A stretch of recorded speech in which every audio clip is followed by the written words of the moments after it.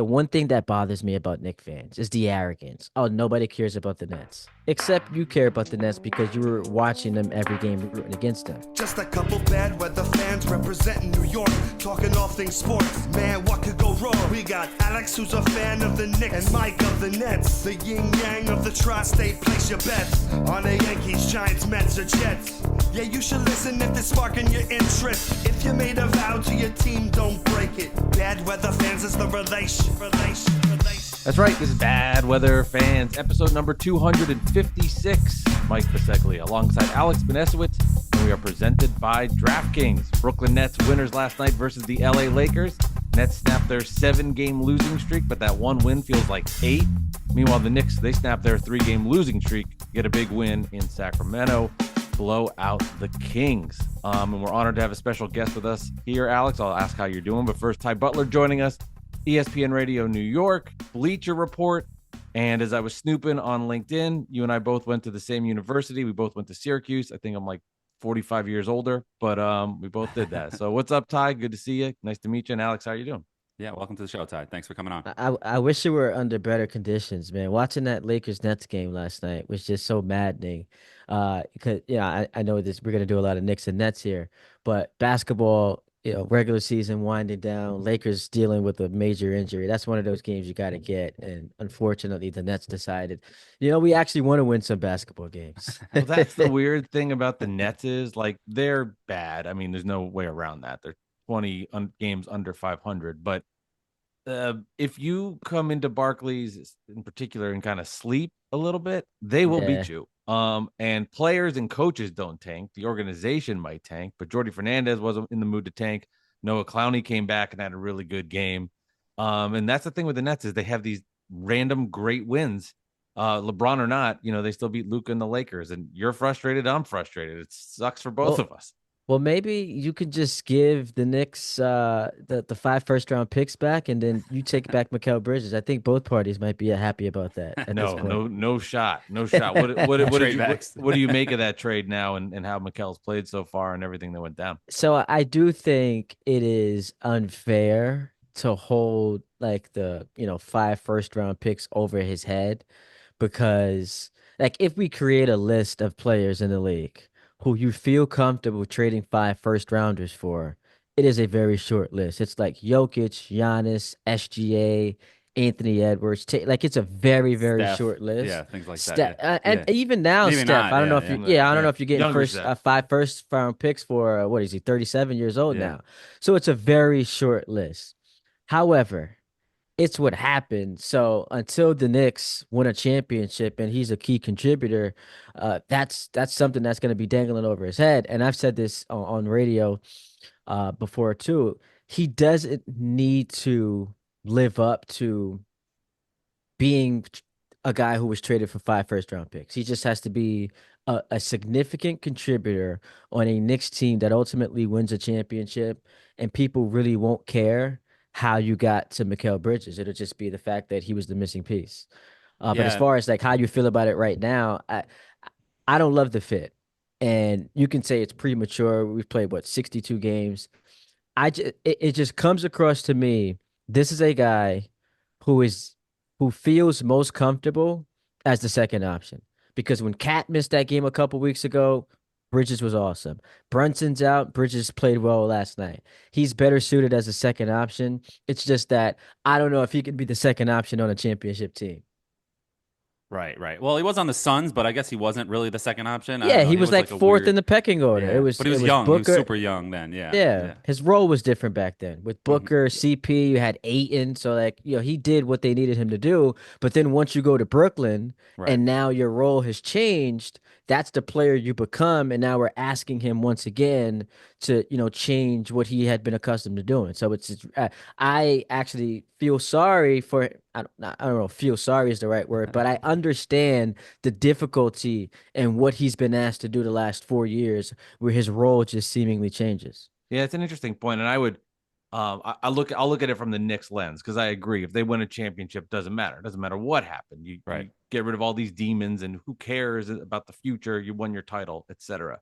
I think where I would be fearful even more about the fit from a Knicks fan standpoint is losing flexibility. Like you look at this trade deadline. And I don't think Miami, for example, would ever trade Jimmy Butler to the Knicks. But you look at what has happened in trade transactions, DeAndre Hunter, Jimmy Butler, and just the different trades that happen at the deadline, and all that flexibility is gone when you're dealing for Mikal Bridges, and that's it. And to me, that's the scary part moving forward is you're stuck with this, good or bad. The flexibility is vanished. Yeah, I agree with that because this is just now your team. And you even see the Knicks fans on Twitter in trying to build a roster you feel like can drastically improve your chances to win a championship. It's all within the margin stuff. It's like bench players, like you can't really do anything significant. I'll throw this at you guys because I'm curious to hear your thoughts. If Mikal Bridges had never gone to Villanova, would there have been that same enthusiasm about the Knicks trading for him from the fan base? Absolutely Because not. it Yeah. became like the Yeah. Nova Knicks thing, and we started to like overrate him a little bit. And you're a Nets fan, so you watched Mikal. Like he wasn't an all-star level player. Like this was just a guy who, was having fun on a bad team, and because of the school he went to, it just felt like an adorable match made in heaven. Yeah, I agree. I honestly I agree. As a Knicks fan, I get that. I mean, we were really excited as a fan base to get Mikal Bridges because you're dropping this guy in here that is a borderline all star that knows how to play with this team that is already a well oiled machine and tough and this and that. And there's not a lot of ramp up time here. And and weirdly to say, the Towns trade because he's so much better than Randall. The Towns trade is what threw everything for a loop in a way. Even though this team is way better, just losing Dante DiVincenzo was a big, big hit because he was provided a lot of the toughness for this team. But I do think like Mike saw, like I said it a lot. I said it on here on SNY. We're on with Dexter Henry. Uh, that Towns is a $50 million a year question mark now. Like we knew what the Knicks were coming in with Mikal Bridges, but with Towns now, we don't know what this team is going to be, and it's going to take some time. So, what do you think about their ramp up period? And do you think that they have gelled completely? I know Brunson's out now, but what do you think about the team overall there? It's a tough spot to be in because I do see a lot of people trying to paint a picture of how this is a blessing in disguise. Like all of a sudden, like people, the others, as Shaq likes to say, like have to step up. We're Yeah. Cat more assertive, and now you get an aggressive OG who was fantastic again last night. So you now get these other pieces who can't just rely on Jalen Brunson to actually show you something because they are in danger of falling seating wise. But I always come back to there's no such thing as a silver lining to losing your best player, especially this late in the season. And more specifically, we don't really know the timeline for this injury. Like it's just a Well, the Knicks are the reevaluate. CIA. Yeah, they're like, Yeah, right. Like the Knicks, they're always weird with injuries, but it's like, in 2 weeks we'll reevaluate him and then we'll know like the severity of it. Like we have no idea what that means. So as far as like where they are now, look, I don't want to be mean here. Because I know you and I disagree on this. I've seen enough. The evidence is so overwhelming in favor of they're not actually a contender. Look, they're an excellent basketball team. If you compare, because I see like Knicks Muse would throw up like 7 years ago what the starting lineup was, and it's like right. Langston Galloway and a bunch of guys. So they are significantly better than what they were just 4, 5 years ago. And actually, Leon Rose, I don't think gets enough credit for we're in a league that prioritize building through the draft. Like you see all the contenders mainly built through the draft. The Nuggets, the Thunder, even the Cavs and the Celtics, yes, have those pieces that help them get over the edge, but mainly through the draft. The Knicks haven't really hit on a pick since 2015, like the a lottery pick since 2015. It's KP not even on the team anymore. So his ability to wheel and deal and have them where entering the season they had the third best odds to win a championship, I think deserves a lot of credit. But at the same time, like when I watch you get punched in the mouth by the Cavs and the Celtics all year, it's hard for me to, as someone being objective, to just say you're going to flip a switch in the playoffs. There is an element of I need to see it happen first before I give you credit. So two things can be true. You're a tremendous basketball team. It just so happens, like similar to the Mets, you're playing in the same league the Mets are with the Dodgers and the conference with with the Knicks, with the team that everyone expects to win it all. And I can't just unsee that the Celtics went 80 and 21 last year and kept their same team. So it's a tough spot because they're so good, but I also don't feel like they have any chance of beating Boston in round two of the playoffs. When you mention about, your best player goes down, and this will be a blessing in disguise for other players. I can't tell you how upset that makes me. So I'm so happy to hear that Same, you have same. that take, because I think of the Nets in most recent memory when Durant was hurt, Kyrie was hurt, and all right, well, we're going to give more minutes now to Bruce Brown. We're going to give more minutes now to Joe Harris, and it's like it doesn't matter. What matters is the chemistry good and the health good when it counts in the playoffs. And I also saw from the net perspective, like it's weird because the regular season doesn't matter and also matters at the same time. Like you have to be gelled and in sync going in at the best time. Nets never had that because of all these injuries. There was the blessing in disguise was Bull. They never got it together. And I do think like I think the Knicks have a roster that could contend for a title. It feels like this year, though, injuries, people in and out, that part of it isn't quite in sync, almost like the Cavaliers from 1 or 2 years ago. So I'll go back to a point you just made about the regular season. It counts for teams that haven't won yet. So, for example, the regular season doesn't really matter for the Celtics. I would argue for the Nuggets, it doesn't, as long as Jamal Murray, who's been awesome since 2025, as long as he has that playoff gear, the Nuggets can finish as a 2 or 3 seed and still, make some noise. But for teams like OKC, like home court advantage throughout the playoffs matters. For the Cleveland Cavaliers, you don't think having game 7 in Cleveland against Boston and a potential conference finals matchup, that stuff matters. Where all of a sudden, like you just need Ty Jerome and Max Strus to hit a bunch of threes, and I mean you could win the series. As far as the Knicks, it matters because this is a brand new team. Like this is not the group that had them within a whisker of getting to a conference finals last year. There are so many pieces you're trying to integrate. Mitchell Robinson missed essentially, what, 2/3 of the year. So the chemistry between him and Cat, Brunson as your initiator and creator, Bridges, who all year long has kind of looked like an odd fit, that stuff matters. And if it comes at the expense of, Knicks fans love criticizing Tibbs for, how many minutes he plays those guys. If it comes at the expense of that, I think the chemistry ultimately is what's important if you're trying to get to that next level. Yeah, and I used to be on Tibbs's ass like a long time ago, but over the last 2 years, it's just you got to give the guy a break. You know what I mean? He's won rounds in the playoffs the last 2 years. Team keeps winning, and and the minute stuff, it doesn't matter. Nobody talks I just about don't Jason think you can Tatum. have it. I don't Yeah, think you can have it two ways. Like we right, can't on one hand, oh, this bench stinks, and then on the other hand say like you're right. playing your starters Thank too you. much. Like that, Right, like you right, got to pick a lane. So, right. and you were gonna make a point about Tatum. I cut you off. My Right, bad. right. Well, Jason Tatum plays a lot of minutes. Like the other day when he against the Lakers, I think it was, he played like Yeah. 38, 39 minutes or whatever it was, and nobody said anything, or players are getting injured all around the NBA. Nobody says anything. And with the Knicks, somebody twists his ankle, Brunson like really hurts his ankle, and they're like, oh, Tibbs minutes. It's like, give me a break. Like, yes, if he wasn't on the floor, maybe he doesn't hurt himself, but he has to be on the floor. It's crunch time when he hurt himself. So it's nonsense, to be honest. I hate that. I hate that narrative. Some of it, yeah, a lot of it is nonsense. There was one game I was watching. I think it might have been the Cavs game. Hmm. Knicks Cavs that Friday night. They're Yeah. down. They're getting their asses kicked. And he's got the starters in the fourth quarter. And at that point, I'm like, dog, you're playing a Right. 1 o'clock game in Boston on Towns hurt his knee, I Sunday. think, too, right? And Yeah, that, yeah. Towns hurt his knee and he checks back. He's Yeah. limping to the bench. Then he That was checks back ridiculous. into the game. So there are some, like Julius Randle being in that game against Miami last year. So there are certain examples of Yeah. times where the criticism is Right. warranted.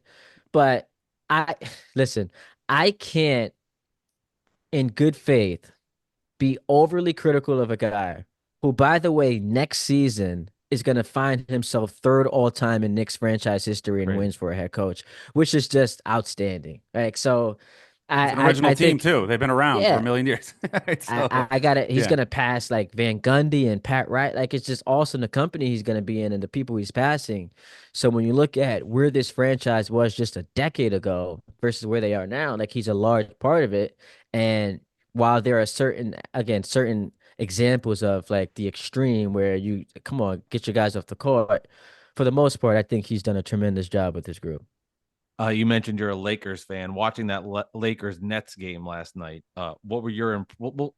I'll ask you about the Lakers in a second, but your just impressions of watching a Nets scrappy basketball team that did defeat the Lakers. it's actually very depressing because so two things. One, Yeah, I'm a big Kevin Durant guy, and people who follow me and this guy, me go back and I've forth about heard. Kevin Durant. We'll get to that. KD's Yeah. my guy. At one point, I actually had a nice little friendship with Rich Kleiman, his agent. Oh, nice. But so KD's my guy, and when I was on the air with Alan Hahn that free agency in 2019 when, Woj announces Katie and Kyrie are going to the Nets. And I was excited because they're, now in New York. hmm So I didn't become a net fan, but I had a rooting interest in seeing that team succeed. right. So fast forward to the day of the Mikal Bridges trade, and I was on the air for that.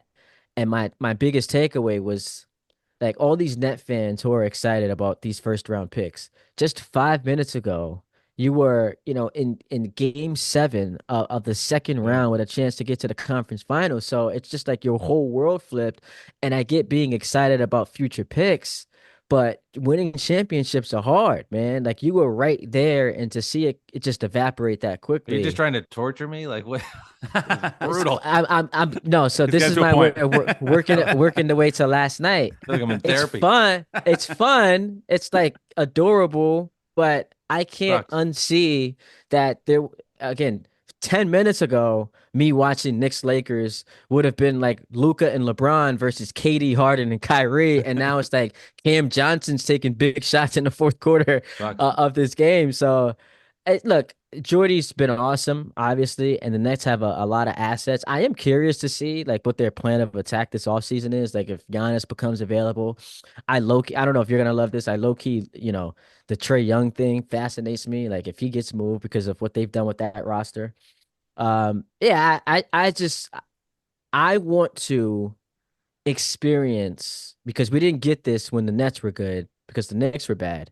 Yeah. Both basketball teams, like how we have in baseball, and it's not the great time to say that with Garrett Cole going out, but in theory, what we're gonna have in baseball this year with the Yankees and the Mets, I want to have that with Knicks Nets because I just think it would be fun for the city. It's Yeah. just when you watch them last night, I mean, what am I getting excited about? I guess shout out D'Angelo Russell, who once Yeah. the max contract with the Nets, Yeah, no, kudos. it's all about the tanking and losing so that they can rebuild and get those picks, which is hope the direction I hope they go in. And Alex and I, like lose. That's why I said, it's frustrating to see the Nets win because I They know didn't we're go full wasting tank. time. That was the problem. They And didn't you're go full upset seeing tank. the Lakers lose because you're trying to Yeah. contend and you want to get that direction. I've said this to Alex, and I think if the Nets and Knicks ever got both very good to great at the same time, it would be the best rivalry in the city. They're So let both me in the ask you same this, division, Alex. and it's a basketball town. Let me ask you this, Alex, Yeah, what's up? because the one thing that I find super annoying is the arrogant Nick fan. And I'll preface this by saying I love Nick fans. Like the passion you guys have, the back and forths are awesome. So whenever we're going at it on Twitter, I'm laughing. it's You're like just Stephen A. You're like, it's I love him. He's because a close personal friend of mine. no, but it's because I like basketball is my number one. I love Right, the right. NFL, love baseball, but basketball is my true love, and we're all passionate about this, right? The one thing that bothers me about Knicks fans is the arrogance. Oh, nobody cares about the Nets. Except you care about the Nets because you were watching them every game rooting against them. So, is there an element of when they become good while the Knicks are good, you're still doing the little brother thing? Or do you actually take those head-to-head games, the rivalries, seriously? See, for me, that whole like, oh, they're irrelevant ended in 2019. Like that just completely ended for me. I hate them. I want them to lose every game. I admit that to Mike. Ever since they moved to Brooklyn, I wanted them to lose every game with the trash talk with the Jay-Z billboard and all that. We talk about that all the time on here, and I'm not one of those that are like the Nets have no fans, the Nets have no fans. They have fans, and they're developing a fan base. We had a senator from Brooklyn on last week, and he was telling us about how like the generations of the Nets fans are coming up, and Senator Zellner, and they're coming up, and like it's a long term play for the Nets in Brooklyn. They're going to grow a fan base that live around the Barclays Center that are going to grow up as Nets fans, et cetera, et cetera. That's going to change over time, and I'm I love the rivalry. I hate the Nets. I want them to lose every game. So I'm not that guy. But I understand that there is an element of the fan base that is arrogant to a fault about the Nets and how they're irrelevant. And I don't know how you can still be that way after 2019. I know we have these conspiracy theories, and I always say it. If Durant didn't hurt his Achilles, I think they both signed with the Knicks, like not the Nets, because Durant had the year off and just let Kyrie pick. I mean, I'll go to my grave thinking that because there was no way that everybody said he's going to the Knicks, and all of a sudden Yeah. something changed. The thing that changed was the Achilles, and I even was out on Durant after he tore his Achilles. I didn't want anything to do with that anymore, but that's another story. So I don't think that the Nets are irrelevant in a little brother team. I think they're the little brother, like as far as like Jets and Giants and Nets and Knicks and Mets and Yankees, but I don't think that they're like completely like a pimple on their ass like they were 10 years ago. You know what I'm saying? If I that think, makes any sense. yeah, I Yeah. think it's tough to overcome a net home game, Brunson getting MVP chance. That's a little rough. Yeah, that's tough. Yeah, I But mean, it I happens. It happens. Yeah. yeah, I don't. This is Mhm. something that dealt with my entire life. Like I saw that when they were in New Jersey, that kind of stuff. Now I don't know Right. if they were chanting MVP at Patrick Ewing or whatever it was, That but I'm wasn't a just thing then. used Yeah. to the invasion of it. So it doesn't. I despise it. I hate it, but I don't like take offense to it because I've seen it my entire life. Now it was awesome when it was changing in the direction when Durant came and you could feel that energy shift. Like when the Nets went into the Garden, Cam Thomas 3-point shot, and there was a pop for the Nets, and there was a loud, ovation there. Yeah, it sucks seeing it, but at the same time, like I'm not phased by it. I'm unfortunately used to it, and maybe secure in my own fandom at this point where it's like I know the Knicks have a larger fan base, but I don't think they have a better fan base. And we're all New Yorkers, so like you're a Net fan that likes the Mets, you're a Knick fan that likes the Mets. Well, when you root for your basketball team, all of a sudden you morph into a better fan. But when you root for the baseball team, oh, we're all about the same because it's the Mets. Like to me, it's just silly. I'm just so curious, like what the conversation would have been like if the Nets, if Yeah. Kyrie and Harden don't get hurt in 2021, Oh because God. I'll go to my I Yeah. I will go to my grave saying they win the Yeah. championship that year. The Bucks were tremendous, man. Um, but the Nets were just better. I think the Nets won game two by like 48 points. Yeah, they killed him. Blake Yeah. Griffin They had this this sick dunk. I mean, Yeah, they they just destroyed Come them. destroyed him. back. Yeah. They were gonna go Yeah. to the finals. The Hawks that ended up making the conference finals that year. They were Yep. gonna make easy work of them. They would have beaten Phoenix. And I'm just curious what that would have been like for New York. You being a Knicks fan here, like having to now have like that's in your backyard. Oh, that'd have been But so annoying. now it's I like cheered so much when they lost. I can tell we you.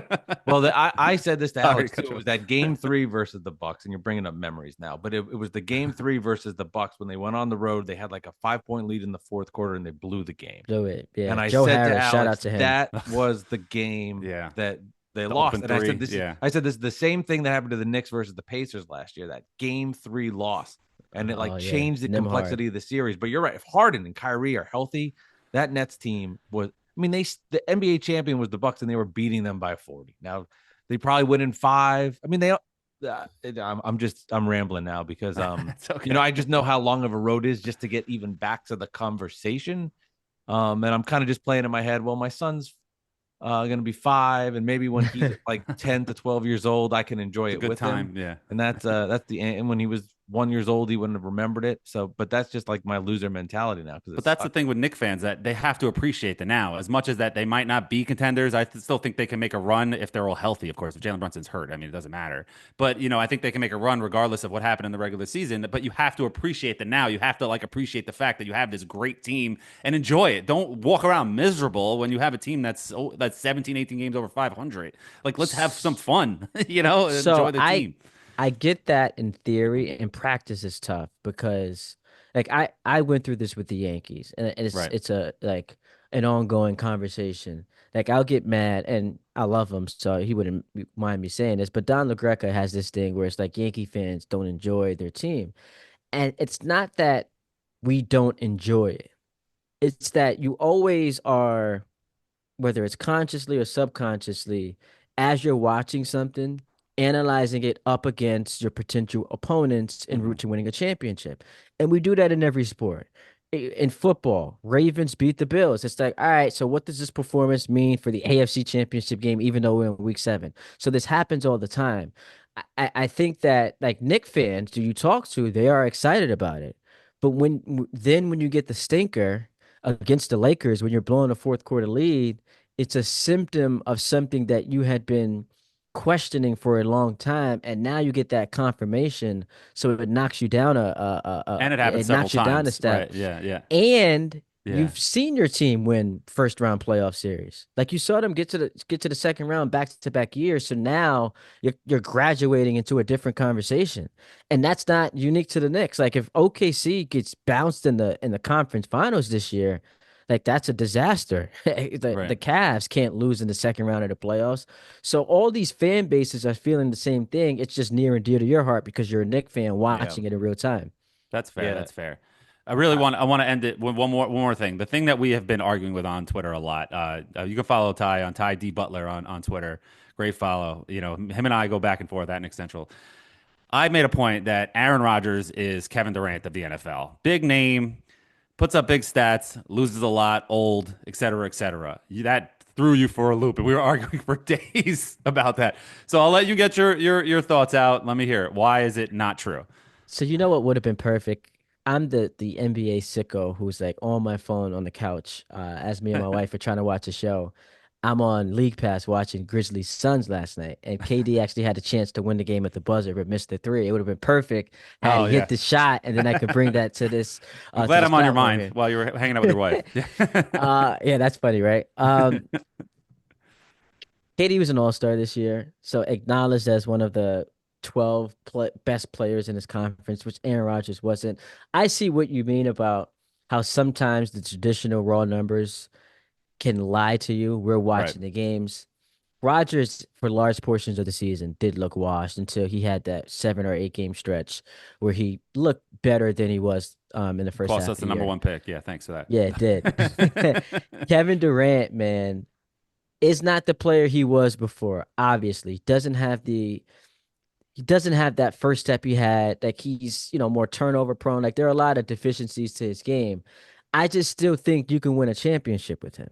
Like if the Knicks traded for Durant this summer, like that to me becomes all right, they're right there with Boston. Like I get an enthusiasm from that. Whereas like Rodgers going to Pittsburgh, it's like, okay, like I think you can be a playoff team because you're always a playoff team, but you're not winning a championship. So I just think Durant, yes, does need more help than he ever has before because he's older, but you can still plug him into a situation and him elevate you. Whereas I don't know that Rodgers does that for you anymore. And Rodgers is also 5 years older. I know they had the same injury, but 5 years older. Yeah, that's what makes it great. It like the comparison great, and not to pat myself on the back, but like with the Achilles as well. But Rogers just, I thought he was. I wanted to get rid of him midway through the year. I'm like, just cut him, just get rid of him, just put him down. Don't even dress him, just get rid of him. Like, what are we doing? And so I agree with you. I'm not saying Rogers is good or anything. I just think that a lot of fans just look at the numbers and they're like, oh, look at this, he's going to do this again. I'm like, you're 41 years old, you don't get better. You know what I'm saying? Unless you're Barry Bonds, you don't get better when you get over 40. Like you get to that point in your career. So, it was great for the Jets to get rid of him and everything like that. But I just think Durant's getting to that point in his career where he's not going to get better. It's just going to get worse. And like you're No, saying, which his is why explosiveness is gone. It's not gone, but it's deteriorated a little bit, and that it's just not going to get better. So, which is but go ahead. why he has to go to a team that, is ready to win. It's Right. not he can't go somewhere and it's like, all right, let's start here. And like him going to Brooklyn with, him Hmm. and Kyrie, but he's the best player. We're not going to change the culture. He's got to go to my favorite scenario is Oklahoma City gets bounced in the second round by the Lakers. Goes And home. then Yeah. and then Katie goes back home because they got all these picks, they've got all these young players. Right. That'd be And fun. now you Yeah. get to finish the story. But yeah, so we essentially agree. It's just sometimes Twitter, you Oh only yeah. get but so many characters. I disagree, by the way. I thought the Jets should have kept Aaron, but I guess that's a podcast, like another podcast Yeah. episode. Well, I'm happy with Justin Fields. Are you happy with Justin Fields for the Jets, for our Jets? I guess, given the options available, it's like, Yeah. sure. Upside. I think he could be. Maybe he's our Baker Mayfield. Maybe he's our Geno Smith or Sam Darnold, where he finally gets to a third team and he's like, all right, now it's all clicking. If not, who cares? It's year Yeah, one of a because new regime. Let's see what be- happens. because the Jets have a very rich history of like these cast-offs, realizing their fullest Well, Vinny potential once they get to Testaverde. the Hey, Jets. look at that. That's Zach one. Wilson will do Yeah, it in Miami when Tua they, goes Yeah, down. And Zach yeah, Lord, Wilson's shove Vinny, it in your go to the face. playoffs with the Vinny, Dolphins. Vinny until he tore his Achilles. That's Jet Yeah, history there for we you. go. Back to Uh, the Achilles. Yeah. last one from us because you are a Laker fan. Where were you how and where were you when you saw that all of a sudden Luka Doncic was on your team? I was actually at the Knick game. which was fantastic. LeBron dropped 33, 12, and 11. It Oh, that was was an like awful game. a That was one of the worst tremendous, games of the year. tremendous performance. I was at the Garden. I had gone into the Laker locker room, was in the tunnel, had the whole experience. And I get home like a little before midnight. And as I'm parking, my Bleacher Report, Slack channel is like blowing up. And I'm just like, what's going on here? And they hit the alerts with like breaking news. Luka Doncic traded to the Lakers. And I'm like, this cannot be true. Like, this has to be some hack. Like, Elon's doing Elon Musk things. So then it proves to be true. And then I parked myself right in the seat. And I was on Bleacher Report for like an hour long, talking to Lakers and Mavs fans about the trade. It was just like one of those. It's a night in NBA history that you're always going to remember because like how the funniest thing about it, I think Sham said on a tweet, it was like, I didn't get hacked, Yeah. which is like, if Right. you did get hacked, you still would say you didn't get hacked, right? Like, but yeah, man, it's like one of the most bizarre moves ever. We've seen superstars get traded. Kareem got traded, right? Shaq got traded. Like, we've seen that happen. Mhm. Durant, as we talked about, Right. Dr. J, Moses Malone. Like, we've seen superstar upper echelon talent get traded, but nothing ever quite sniffs what the Mavs did, which is just a disaster. And the worst part of it was like supposedly smart people went on ESPN and FS1 and were like, I think the Mavs won this trade. It's just like, okay, yeah. Yeah. Yeah, Trying to and be too of smart. course, Trying to be Davis too has one smart. great game and then is hurt and then he's gone. Terrible. A great The- 3 quarters. He He was was there awesome. for Awful. 3 quarters. Oh, Man. crazy stuff. Bad weather fans, Ty, we appreciate your time sharing some insight. Really enjoyed the conversation. Thank you. We'll have to do it again and appreciate it, man. We have to do this again. Two things that will happen the next time I'm here. Yes. The green screen, I got to figure this out so we can actually get some like, design here. The second thing is, how about we schedule one for when the Knicks beat the Celtics, because your boy Alex, has them going to the finals. So we could have a little post-game celebration when the Knicks Sure. beat the Celtics in the second round. Let's do Sure. that. And you can keep Yeah, that green screen. Yeah. unfortunately we won't be unfortunately we won't be able to do that. Just with scheduling and the Pistons beating the Knicks in the first round, it won't happen. Oh, No, I'm just man. Well, Like it. Jalen Brunson's Like hurt. it. I mean, none of this Well, matters. if yeah, Jalen no, Brunson's I'm with you. So I'm with you. we'll see. I like We'll it. see. All All right. right, Thanks, thank Ty. you. Appreciate it. Later, y'all.